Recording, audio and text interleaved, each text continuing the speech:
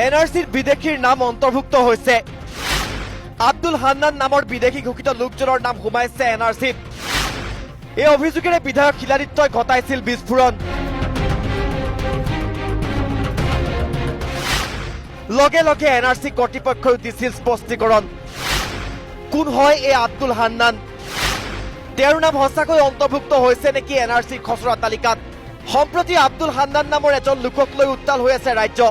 বিজেপিৰ বিধায়ক শিলাদিত্যই সংবাদমেলযোগে বিস্ফোৰণ ঘটাই কৈছিল যে এনআৰসিৰ বিদেশীৰ নাম অন্তৰ্ভুক্ত হৈছে। উদাহৰণ হিচাপে দাঙি ধৰিছিল আব্দুল হান্নান নামৰ লোকজনৰ কথা।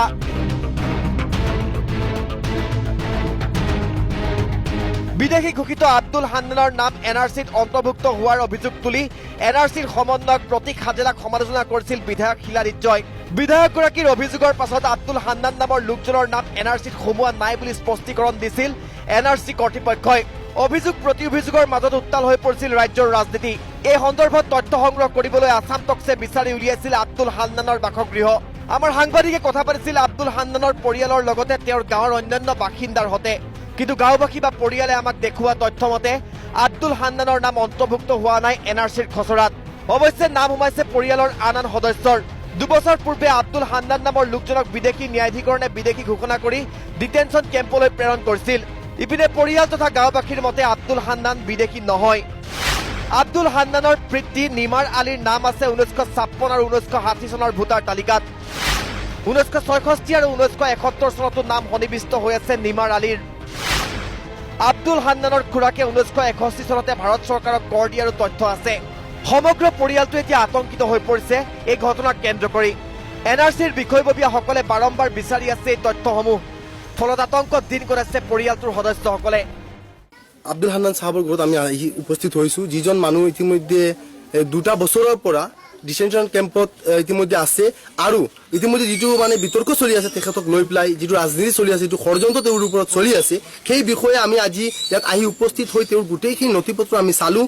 তেওঁৰ 1956, 60 আৰু 1971ত গোটেইখিনি স্পষ্টভাৱে তেওঁৰ দেউতাকৰ নাম আছে। আমি গোটেইখিনি নথিত তেওঁৰ নামখিনি আমি পাইছোঁ।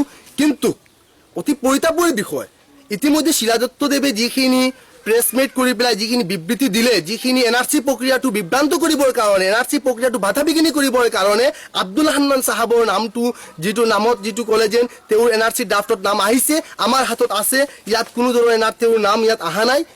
তেওঁৰ নাম অহা নাই কিন্তু স্পষ্টভাৱে কৈছে যেন তেওঁৰ নামটো এনআৰসি ড্ৰাফ্টখনত আহিছে। কিন্তু আমাৰ কথাটো হ'ল, আমি ৰিকুৱেষ্ট এইটো অনুৰোধ আমি জনাব বিচাৰিছোঁ যেন তেওঁৰ ওপৰত আজি যিটো বাংলাদেশী নাম তেওঁৰ নাম দিয়া হৈছে, জাপি দিয়া হৈছে, দুখ দিয়া হৈছে, কিন্তু এইজন প্ৰকৃত বাংলাদেশী নহয়, এই প্ৰকৃত ভাৰতীয় লোক। আৰু এই বিষয়টো আমি অনুৰোধ জনাইছোঁ তদন্ত কৰি পেলাই এই বিষয়টোৰ ওপৰত তদন্ত কৰিব লাগে।